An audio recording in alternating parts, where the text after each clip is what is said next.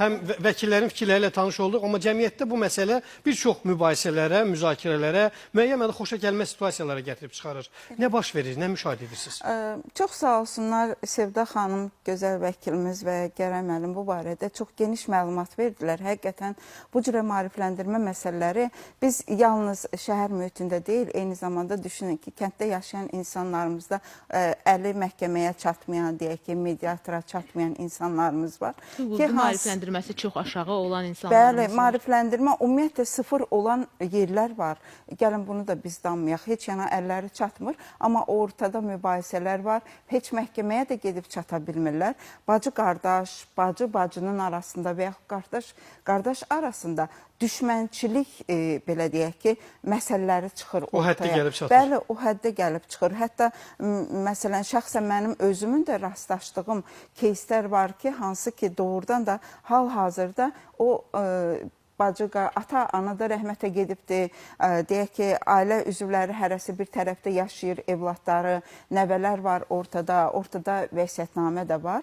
Amma hələ də çəkişmələr davam edir. Yəni, bir mülk bölünəcək, əvəzində ailə bölünür, parçalanır, bacı-qardaş bir-birinə düşmən olur. Həm də necə bölünübdür? Küsürlüklər var ortada, bir-birinə düşmən gözü ilə baxırlar. Hətta o həddə gəlib çıxır ki, bir-birinə ən kəskin şəkildə düşmənçilik edə bilərlər. Yəni, o cürə ailələr də var. Dediyiniz o vəsiyyətnamə necədir? Yəni, zamanında həmin o dünyasında yaşayan şəxs yazılı şəkildə qoyub və yaxud da şifahi şəkildə deyil. Yazılı şəkildə bilirsiniz necədir? Mən indi tam bildiyim keysdən başlayaraq sizə danışmaq istəyirəm. Ata rəhmətə gedib, deyək ki, mülkiyyət sahibi olub atada, sizin də hüquqşünasların söylədiyi kimi. Ana rəhmətə getməyib, ana yaşayır, evladları var.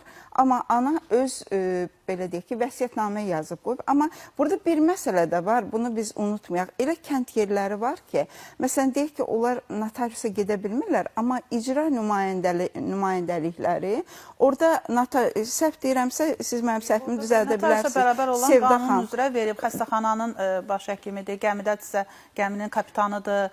Yox, amma məsələ ondadır ki, orada icra nümayəndəliyi bu məsələni, notarius rolunu oynayaraq bu məsələni həll edir və qonşulardan şahid kimi burada rol oynayırlar. Amma burada da hansı rol oynanılırsa, o da biraz şübhə altındadır, sözün açığı. Nə deyək? Nəyə şahidlik eləyirlər? Bəli, qonşular şahidlik eləyirlər. Şahidliylə, hətta deyək ki, qadın savadsızdır, heç imza ata bilmir və onun baş barmağının izi ilə həmin vəsiyyətnaməyə imza atılır, belə deyək ki. Mətnindən xəbər yoxdur. Mətni sadəcə oxuyurlar. İnsan xəstədir, yataq xəstəsidir. Çox üzr istəyirəm. Həqiqdən çoxlu keyslər var ki, həmin o vəsiyyətnaməni məhz ona istinad edirlər ki, məsələn, beyinlə bağlı xərçəng xəstəsidir və yaxud da demensiyadır, yaşlıqdan əlaqədar olaraq bunu o şuurlu surətdə eləməyib. Çünki vəsiyyətnamə şuurlu surətdə yazılan bir məsələdir. Həkim rəyi burada keçərli olmamalıdırmı ki, hansı halda vəsiyyətnaməni imzalayıb? Yox, notariusa gedəndə notarius əlbəttə ora həkim çağırmır. Sadəcə olaraq insanın və yaxud da olur ki, xəstə evə də gedir də, notariusda, evdə də xidmət göstərir.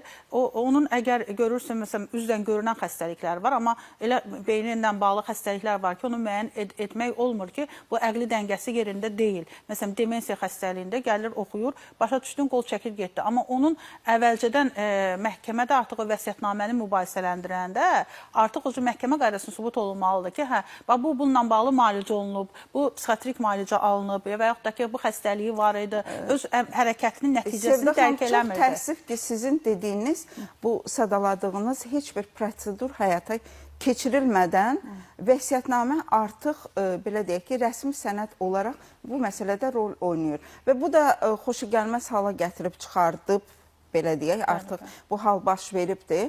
Evladlar arasında müəyyən çəkişmələr var, hal-hazırda da bu davam edir. Yəni, tanıdığım insanlardan danışıram, mən tanımadıqlarından danışmıram. Ona görə də rayon yerlərində, ucqar kənd yerlərində belə hallar onlarladır. Deyirsiniz ki, bu məlumatsızlığın maarifləndirməyə zəif olmalıdır. Bəli, o insanlara lap biz məlumatı versək də, tutaq ki, maarifləndirmək istəsək də, onlar bəziləri onu anlaya da bilmirlər.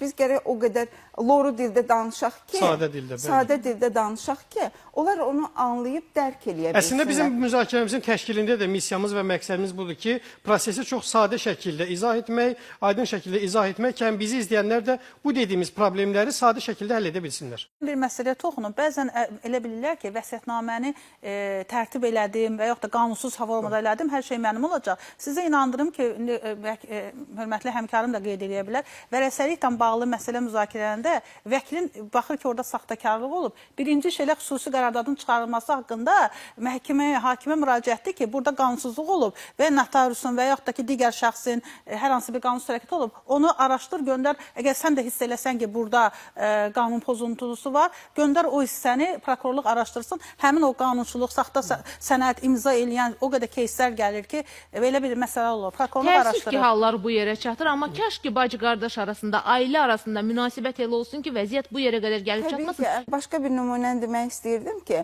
amma məsələn bunun tam əksi olaraq digər bir nümunədə, məsələn bizim hörmətli mediatorumuzun da söylədiyi kimi, məsələn bir ailədə ata da rəhmətə getmişdi, ana da rəhmətə getmişdi.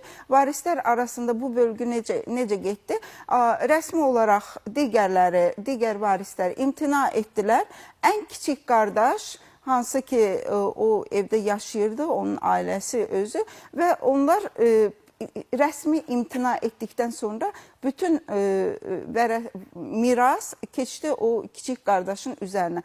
Biz ümumiyyətlə həmişə mən xoşlayıram ki, yaxşı nümunələrdən danışaq, amma məsələ ondadır ki, biz o biri digər o münaqişəli, çəkişməli nümunələri danışmayanda insanlar savadlana bilmirlər və maariflənə bilmirlər. Bax, o digər dediyim məsələ bugün Müsalə xanım da söylədiyi kimi, hərə dağılıb bir tərəfə. Demək olar ki, bütöv bir ailə, vaxtilə nümunəvi bir ailə olub da artıq bir-birinə düşmən. Və bu düşmənçilik də artıq uzun bir zamandır. Bunun hardasa bir 30 il deyək ki, tarixi var. Burada məni də maraqlandıran, elə vəkillərimiz də yəqin bu barədə danışırlar. Bu, ümumiyyətlə, məcburi pay almaq üçün hansı zaman nəzərdə tutulubdur qanunda? Bax, bu haqda məlumat versək biz cəmiyyətə, bu çox gözəl bir mesaj olar. Çünki orada bir müddət var. Deyək ki, mənim məcburi payım var, amma mən o məcburi payı almamışam. Mənim nə qədər zamanım ola bilər ki, mən o məcburi paya sahib çıxım. Ona görə də çox sağ olun ki, yenə də təşəkkür eləməli olacağım sizə ki, mövzunu gündəmə gətirmişsiniz.